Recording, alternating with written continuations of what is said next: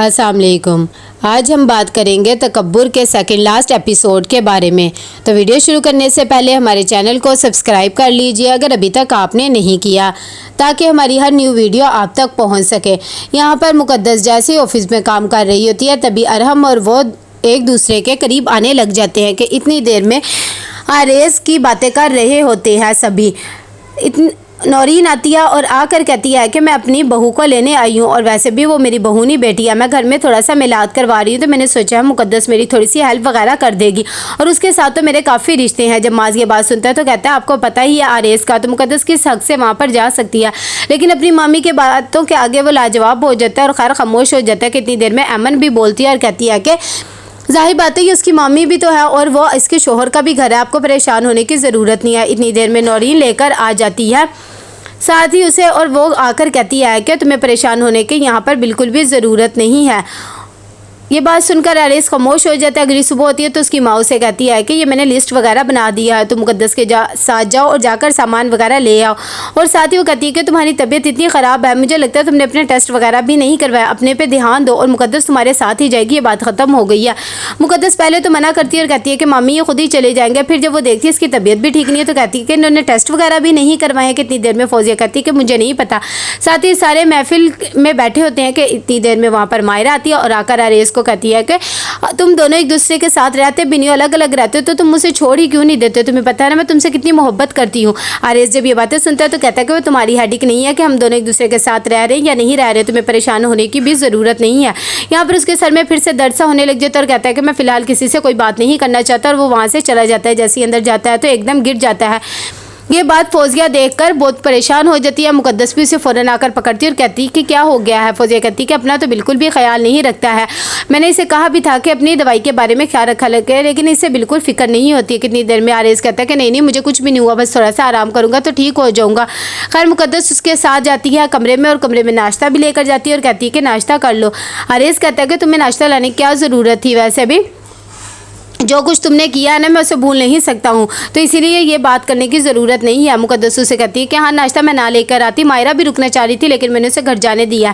अभी फ़िलहाल हमें आपकी तबीयत के बारे में सोचना चाहिए। इतनी देर में वो बाहर आती तो एमन कहती है कि वाह, अंदर तो बहुत डांट डपट चढ़ रही थी। मुकद्दस कहती है कि आपके भाई को वैसे भी आराम की बात समझ नहीं आती है, इसीलिए जब तक गुस्से से उन्हें बात ना समझाई जाए तब तक वो बात समझते ही नहीं। अभी वो दोनों बातें कर ही रही होती है कि ये सब बातें सुनकर एमन बहुत खुश होती है। कहती है कि चलो अच्छी बात है कि तुम उस पर अपना हक जताने लग गई हो, मैं तो बस यही दुआ करती हूँ कि इंशाल्लाह तुम दोनों में सब कुछ ठीक ठाक हो जाए। माज आता है और आकर मुकद्दस को कहता है कि अब मिलाद वगैरह तो ख़त्म हो गया, चलाओ घर चलते हैं।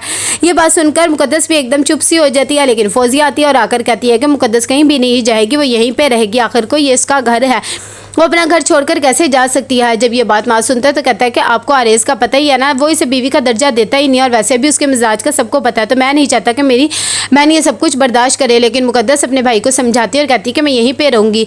उसके इस फैसले से एमन और फौजिया भी बहुत ज़्यादा खुश हो जाती हैं। दूसरी तरफ आबिज़ आता है मायरा के पास और आकर अपनी शादी का कार्ड देता है और कहता है कि मैं ही पागल था जो तुम्हारी वजह से इतना ज़्यादा अपना वक्त ज़ाया कर रहा था, मैंने मूव ऑन कर लिया, तुम भी कर लो। मायरा कहती है कि मुझे कोई ज़रूरत नहीं तुम्हारी शादी में आने की, तुम मूव ऑन कर सकते हो, लेकिन आरेस मेरी मोहब्बत है, मैं कभी भी उसे नहीं छोड़ सकती हूँ। यहाँ पर आते हैं डॉक्टर को चेक करवाने के लिए आबिज़ अपनी अम्मी को, तभी उनकी नज़र आरेस और मुकद्दस पर पड़ती है। उसकी अम्मी कहती है ज़रूर कोई गुड न्यूज़ होगी।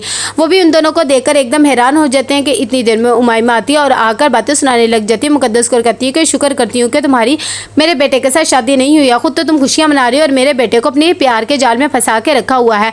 जब मुकद्दस ये बातें सुनती है तो कहती है कि मैंने आपके बेटे को नहीं कहा है कि वो मुझसे मोहब्बत करे, और प्लीज़ मेरे शोहर के बारे में भी आपको कुछ बोलने की ज़रूरत नहीं है। कि इतनी देर में आरेस भी बोल उठता है और कहता है कि मैं अपनी बीवी के बारे में एक लफ्ज़ भी नहीं सुनूंगा। खैर वो उसे हाथ पकड़ता है और गाड़ी में लाके बैठा देता है। जैसे ही वो गाड़ी में बैठता है कि मुकद्दस को याद आता है कि आरेस ने किस तरह उसके लिए स्टैंड लिया है, तभी उसे कहती है कि आप तो मुझे बिल्कुल भी पसंद नहीं करते हैं, तो मामा आंटी के सामने आपने इतना बड़ा स्टैंड क्यों लिया? तभी आरेस कहता है कि नहीं, मुझे अपनी गलती का एहसास हो गया है, मुझे पता है कि मुझे इस तरह नहीं करना चाहिए था, बस इसी वजह से।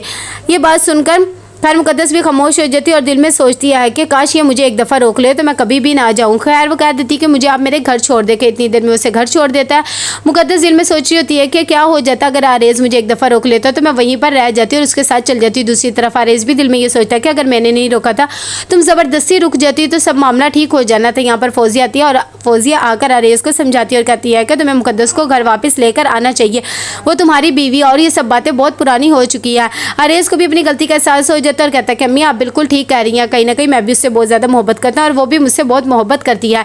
इतनी देर में जब मुकद्दस आरेज का फ़ोन उठाती है तो कहती है कि क्या बात है, खैर तो है ना, आपने मुझे फ़ोन किया, सब ठीक तो है? आरेज कहता है कि हाँ सब ठीक है, कल तुम्हें ऑफिस आने की ज़रूरत नहीं है, शाम को तैयार रहना, मैं तुम्हें लेने आऊँगा। ये बात सुनकर वो बहुत खुश हो जाती है। सुबह होती है तो आरेज जाता है डॉक्टर के पास। जैसे ही डॉक्टर उसे उसकी रिपोर्ट के बारे में बताते हैं तो वो बहुत परेशान हो जाता है।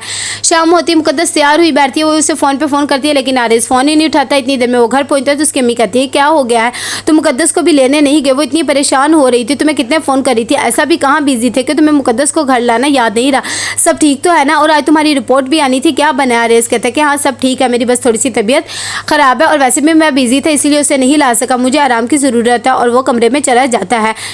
माज बहुत ज़्यादा परेशान होता है और गुस्से में भी होता है और कहता है कि ये देखो आरेज ने फिर क्या हरकत की है, वो इसे लेके जाना ही नहीं चाहता। जब आगा जी ये बात सुनते तो कहते हैं कि तुम्हें परेशान होने की ज़रूरत नहीं है, मैं खुद ही आरेज से कल बात कर लूँगा और सारे मामलात भी डिस्कस कर लूँगा। एमन भी माज को बताने की कोशिश करती है कि मुझे अम्मी का फ़ोन आया था, बता रही थी आरेज की तबीयत ठीक नहीं है और काम की वजह से वो लेट हो गया था, इसीलिए मुकद्दस को लेने नहीं आया। मुकद्दस भी जब ये बातें सुनती तो कहती है कि मेरे बारे में किसी को भी अब आरेज से कोई बात करने की ज़रूरत नहीं, मैं खुद ही उससे बात कर लूँगी। यहाँ पर फौजिया आती है और आकर फिर से एक दफ़ा आरेज को समझाती है और कहती है कि तुम्हें मुकद्दस को घर लेकर आना चाहिए। आरेज कहता है कि अम्मी आप क्या मेरे पीछे लगी हुई हैं और वैसे भी अभी मेरी तबीयत ठीक नहीं है, इसीलिए आज मैं ऑफिस भी शायद लेट ही जाऊँगा, आप मेरे लिए खाना लाए। कितनी देर में मुकद्दस भी घर आ जाती है। वो अपनी मम्मी से कहती है कि आरेज क्या है, तो वो बता देती कमरे में। वो कमरे में जाती है और जाकर कहती है कि आखिर क्या बात है, आप मुझे बता दें, आप मुझे लेने क्यों नहीं आती, ये सब कुछ तमाशे करने की क्या ज़रूरत है। जब आरेज ये बातें सुनता तो कहता है कि तुम्हें यहाँ पर नहीं आना चाहिए था, तुम चली जाओ। तो कैसा लगा आपको एपिसोड, लाइक कमेंट शेयर करके लाजमी बताइएगा। अल्लाह हाफिज़।